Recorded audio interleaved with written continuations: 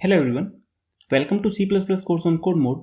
आज की इस क्लास में हम देखेंगे हम अपने एरे के एलिमेंट्स को किस तरह एक्सेस कर सकते हैं, उनको किस तरह चेंज कर सकते हैं और उनको किस तरह फॉर लूप की मदद से इटरेट कर सकते हैं। तो सबसे पहले देखते हैं एरे के एलिमेंट्स को किस तरह एक्सेस किया जा सकता है। डायरेक्ट प्रोग्राम से स्टार्ट करते हैं। हमारे पास हेडर फाइल है, उसके बाद हमारे पास नेम स्पेस है, उसके बाद मेन फंक्शन है, उसके बाद हमने एक एरे को डिक्लेयर किया है। सबसे पहले हमने डेटा टाइप दिया है, उसके बाद हमारे एरे का नाम है और उसके बाद हमारे पास एरे की वैल्यूज हैं। तो जो हमारा ये एरे है वो हमारी स्ट्रिंग को रखता है, क्योंकि जो हमारा यहाँ पे डेटा टाइप है वो स्ट्रिंग है।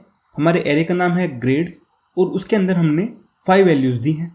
अगर हम यहाँ पे देखें तो जितने भी हमारे पास यहाँ पे वैल्यूज़ हैं वो सभी डबल कोट्स के अंदर हैं, तो ये स्ट्रिंग है। उसके बाद हमने क्या किया है, एक सी आउट लगाया है और ग्रेड 2 को प्रिंट कराया है।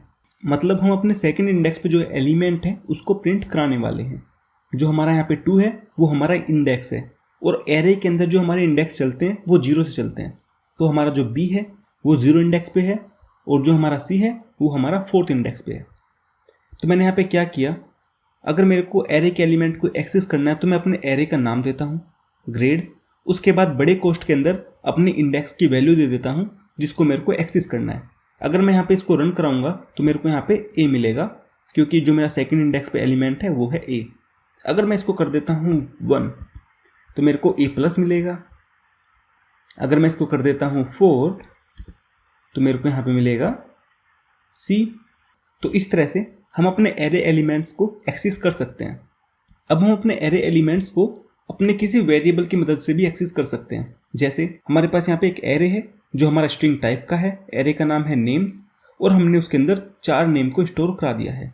उसके बाद हमने एक इंटीजर लिया है k नाम से जिसके अंदर 4 वैल्यू है और हम क्या कर रहे हैं, अब की बार उसको प्रिंट करा रहे हैं। हमने लिखा नेम, बड़े कोष्ठ के अंदर हमने दिया k-2। हमें पता है यहाँ पे k की वैल्यू है 4, तो 4 - 2 हो जाएगा हमारा 2। फिर उसके बाद हमने एंड को प्रिंट कराया है और उसके बाद हमने लिखा है नेम k-1।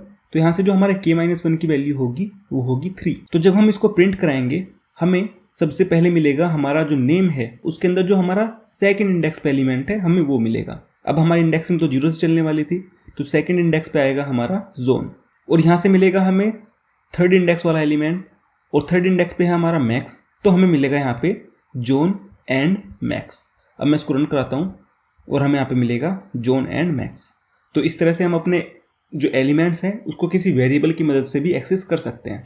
तो जो हमारा वो वेरिएबल होगा वो हमेशा इंटीजर होगा, क्योंकि जो हमारे इंडेक्स होते हैं वो हमेशा इंटीजर ही होते हैं, तो हम इंटीजर की मदद से ही उसको एक्सेस कर पाएंगे। इसके बाद हम देखते हैं हम अपने एरे के अंदर जो वैल्यूज़ हैं उनको किस तरह बदल सकते हैं। तो हमने यहाँ पे क्या किया है, एक स्ट्रिंग है, स्ट्रिंग टाइप का एरे है जिसका नाम है व्हीकल्स। उसके अंदर हमने अपने व्हीकल्स के नाम दे रखे हैं और हमारे पास यहाँ पे 6 व्हीकल्स हैं। तो हमने क्या किया, व्हीकल 1 = एयरप्लेन कर दिया। तो अगर हम यहाँ पे व्हीकल 1 की वैल्यू देखें तो अब थी यहाँ पे बस, और फिर हमने क्या किया, व्हीकल 1 के अंदर हमने कर दिया एयरप्लेन। तो यहाँ पे जो बस वैल्यू थी अब वो चेंज हो चुकी है एयरप्लेन के साथ। और उसके बाद मैंने यहाँ पे प्रिंट कराया है व्हीकल 0 को, व्हीकल 1 को और व्हीकल 2 को। अगर मैं यहाँ पे इसको रन कराऊँ तो मेरे को यहाँ पे जो व्हीकल 0 की वैल्यू मिलेगी वो मिलेगी बाईसाइकिल। उसके बाद जो मेरा व्हीकल 1 था उसकी मेरे को वैल्यू मिलेगी एयरप्लेन। बट जब हमने उसको डिक्लेयर किया था तो हमारे 1 इंडेक्स पे था बस, जो कि अब चेंज हो चुका है एयरप्लेन के साथ। और उसके बाद हम क्या करेंगे, अपना 2 प्रिंट कराएंगे तो वहाँ से मिलेगा हमें बोट जो हमारे सेकेंड इंडेक्स पे है।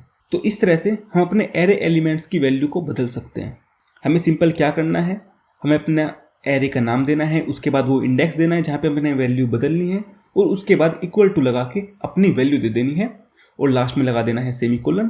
तो इस तरह से जो हमारी वैल्यू बदलने की पूरा काम है वो कंप्लीट हो जाएगा। अब इसके बाद देखते हैं हम अपने एरे के एलिमेंट्स को फॉर लूप की मदद से किस तरह एक्सेस कर सकते हैं। तो हमें लूप का पता है कि लूप का काम होता क्या है। अगर हमें कोई काम बार बार करना होता है तो वहाँ पे हम लूप का उपयोग कर सकते हैं। तो हम यहाँ पे क्या करेंगे, जो हमारा पूरा एरे है उसके अंदर जितने भी एलिमेंट्स हैं उन सभी को प्रिंट कराएंगे। तो मैं यहाँ पे क्या करता हूँ, सबसे पहले अपना एक इंटीजर ले लेता हूँ i।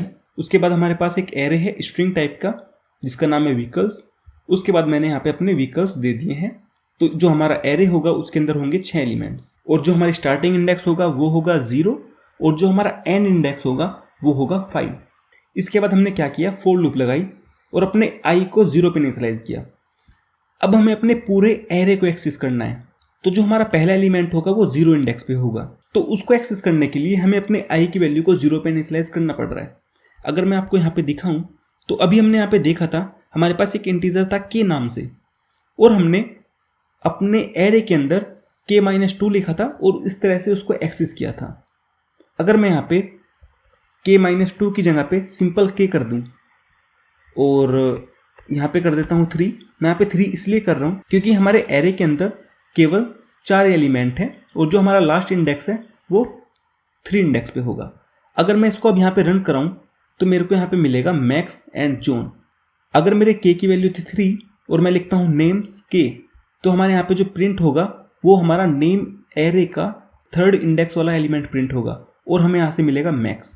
तो हम इसको फॉर लूप के अंदर यूज़ करने वाले हैं। तो क्या करेंगे, हमारे पास जो आई होगा हम उसको 0 पे इनिशियलाइज करेंगे और यहाँ पे उसको वैल्यू दे देंगे। अभी अपने प्रोग्राम के अंदर वापस से जाते हैं और तब देखते हैं किस तरह काम कर रहा है। तो हमने क्या किया, अपने आई को 0 पे इनिशियलाइज किया। 0 पे इनिशियलाइज करने के बाद हम क्या कर रहे हैं, अपनी कंडीशन चेक करेंगे। हमने यहाँ पे कंडीशन लगाई है i is less than is equals to 5।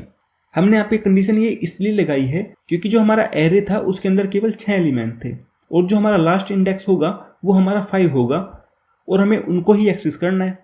तो जो हमारे आई की वैल्यू जाएगी वो हमारी 5 तक जानी चाहिए।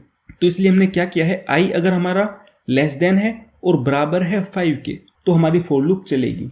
इसके बाद जैसे हम यहाँ पे कंडीशन चेक करेंगे हमारी कंडीशन हो जाएगी सही और फिर हम अपना सी आउट करेंगे व्हीकल 0 और उसके बाद मैं यहाँ पे स्पेस भी दे रहा हूँ। उसके बाद हम क्या करेंगे, अपने आई की वैल्यू को इंक्रीमेंट कराएंगे। आई प्लस प्लस होगा, हमारे आई की वैल्यू होगी 1। जब आई की वैल्यू 1 होगी हम वापस से चेक करेंगे। वापस से चेक करने के बाद उसको प्रिंट कराएंगे, व्हीकल 1 की वैल्यू हमें प्रिंट हो जाएगी। अभी मैं ऐसा करता हूँ, इस कोड को रन करा लेता हूँ और साथ साथ देखते हैं। तो जैसे ही मेरी आई की वैल्यू थी 0, मैंने यहाँ पे प्रिंट कराया, मेरे को बाइसिकल मिल गया। फिर मैंने अपने आई की वैल्यू को इंक्रीमेंट करा। इंक्रीमेंट करने के बाद कंडीशन चेक करी, सही है। मैंने फिर व्हीकल प्रिंट कराया। अब की बार व्हीकल 1 प्रिंट होगा तो मेरे को यहाँ से मिला बस, तो यहाँ पे मेरे को बस मिल रहा है। उसके बाद मैंने वापस अपने आई की वैल्यू को इंक्रीमेंट करा, आई की वैल्यू हुई 2 और यहाँ पे फिर हम वापस से चेक करेंगे। अब हमारा 2 इंडेक्स पे है बोट, तो इसलिए हमें यहाँ पे जब प्रिंट कराएंगे हमें मिलेगा बोट। तो इस तरह से मेरी लूप चलती रहेगी। अब मानता हूँ मेरी आई की वैल्यू हो चुकी है 4। जैसे ही मेरी आई की वैल्यू हो जाएगी 4, मैं यहाँ पे प्रिंट करा देता हूँ और मेरे को यहाँ से मिल जाएगा ट्रक, क्योंकि हमारा जो बाइसिकल था वो 0 इंडेक्स पे था और 4 इंडेक्स पे है हमारा ट्रक, तो मेरे को यहाँ पे ट्रक मिल रहा है। उसके बाद मैं अपने आई की वैल्यू को इंक्रीमेंट करूँगा, कंडीशन को वापस से चेक करूँगा। जब मैं कंडीशन को चेक करूँगा कंडीशन हो जाएगी सही, क्योंकि अगर मैं यहाँ पे कंडीशन बताऊँ तो मेरी कंडीशन होगी 5 less than is equals to 5। तो यहाँ से मेरी जो कंडीशन होगी वो ट्रू होगी, तो मैं यहाँ पे अपनी वैल्यू को प्रिंट करा पाऊँगा। उसके बाद जैसे ही मैं अपनी वैल्यू को इंक्रीमेंट करूँगा मेरी वैल्यू हो जाएगी 5 से 6, और जब मेरी वैल्यू हो जाएगी 6 तो मेरी यहाँ पे कंडीशन फॉल्स हो जाएगी और मैं यहाँ से रिटर्न कर दूंगा 0। इस तरह से मेरी जितनी भी एरे के अंदर एलिमेंट्स थे वो सारे के सारे प्रिंट हो जाएंगे।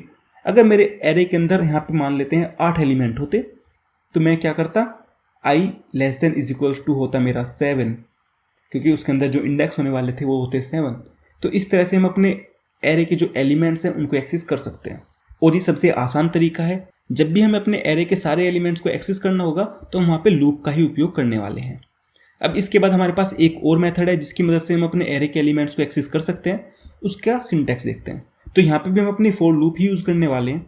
तो हमने यहाँ पे लिखा स्ट्रिंग, उसके बाद आई हमारी ग्रेड्स और फिर हमने यहाँ पे अपनी ग्रेड्स को दे दिया है। उसके बाद हमने अपनी फॉर लूप लगाई। फॉर लूप लगाने के बाद हमने देखा जो हमारा एरे था वो स्ट्रिंग टाइप का था, मतलब एरे हमारा स्ट्रिंग वैल्यूज़ को रख रहा है। तो हमने यहाँ पे अपना डेटा टाइप लिखा स्ट्रिंग। उसके बाद हमने कोई भी वेरिएबल दे दिया। अब ये जो वेरिएबल है ये हमारा स्ट्रिंग टाइप का है, मतलब हमारा ए अब स्ट्रिंग वैल्यूज़ को स्टोर करा सकता है।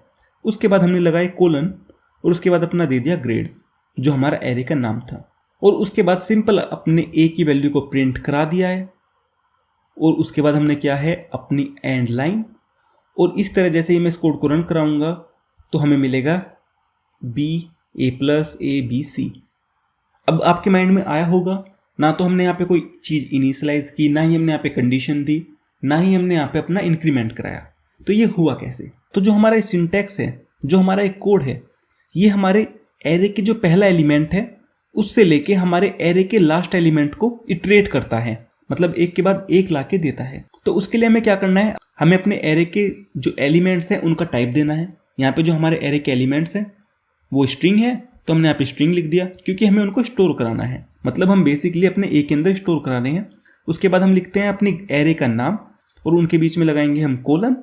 तो जैसे ही मैं ये लिखूंगा और अपनी फोर लूप के अंदर चलाऊंगा, सबसे पहले मेरे को बी मिलेगा, तो यहाँ पे मेरे को बी मिल रहा है। उसके बाद ऑटोमेटिकली हमारी वैल्यू इंक्रीमेंट हो जाएगी, फिर हमें ए प्लस मिलेगा, उसके बाद हमारी वैल्यू वापस से इंक्रीमेंट हो जाएगी, फिर हमें ए मिलेगा। तो इस तरह मेरी वैल्यू मिलती रहेगी और ये मेरे को एरे के स्टार्टिंग इंडेक्स से लास्ट इंडेक्स तक जितने भी एलिमेंट्स हैं वो ला के दे देगा। तो इस तरह से हम अपने एरे के जो एलिमेंट्स हैं उनको तो एक्सेस कर सकते हैं, बट यहाँ पे प्रॉब्लम एक है, हमारे जो एलिमेंट्स हैं हम उनकी वैल्यू को चेंज नहीं कर सकते। हम यहाँ से केवल वैल्यूज़ को ले सकते हैं, उनको बदल नहीं सकते।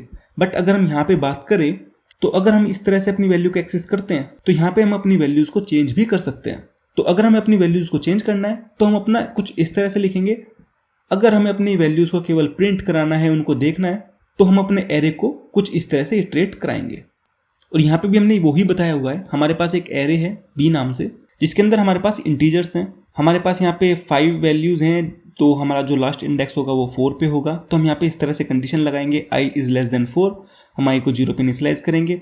और उसके बाद हम क्या कर रहे हैं, हमारे b के ith इंडेक्स में मल्टीप्लाई कर रहे हैं 3 की और उसको ith इंडेक्स पे ही स्टोर करा रहे हैं। मतलब अगर हमारे i की वैल्यू है 0 तो हम b के 0th एलिमेंट में हम मल्टीप्लाई करेंगे 3 की, मतलब हम 45 के अंदर मल्टीप्लाई करेंगे 3 की और उसको वापस से 45 की जगह पे डाल देंगे।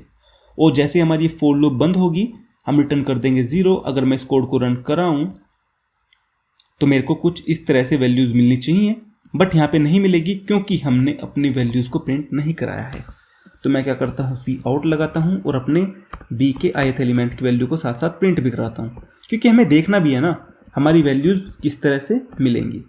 तो यहाँ पे मैंने आउटपुट नहीं लिया था, मैंने आउटपुट भी ले लिया है। मैं रन कराता हूँ तो मेरे को इस तरह से कुछ वैल्यूज़ मिल जाएंगी। अगर मैं 45 के अंदर मल्टीप्लाई करूँगा 3 की तो मेरे को मिलेगा 135, 85 के अंदर करूँगा 3 की मल्टीप्लाई तो मेरे को मिलेगा 255। तो इस तरह से जो मेरा पूरा प्रोग्राम है वो चलेगा। तो बेसिकली अगर हमें वैल्यूज़ को चेंज करना है तो हमें अपना जो ये वाला सिंटैक्स है, वैल्यूज़ को एक्सेस करने वाला, वैल्यूज़ को इटरेट करने वाला, हम उसका ही उपयोग करेंगे। इस वाले वैल्यू से हम वैल्यूज़ को देख सकते हैं बट उनको चेंज नहीं कर सकते। आई थिंक आज के लिए इतना काफ़ी है। अब इसके बाद आपके पास एक क्विज है जिसको आपको सोल्व करना है। अगर आप इस वीडियो को यूट्यूब पे देख रहे हैं तो आपको वीडियो को लाइक करना है, चैनल को सब्सक्राइब करना है। अगर आपको इस कोर्स को देखना है तो इस कोर्स का लिंक डिस्क्रिप्शन के अंदर अवेलेबल है, आप वहाँ से जाके इस कोर्स को देख सकते हो। तो मिलते हैं अगली क्लास के अंदर, तब तक के लिए thank you and bye bye.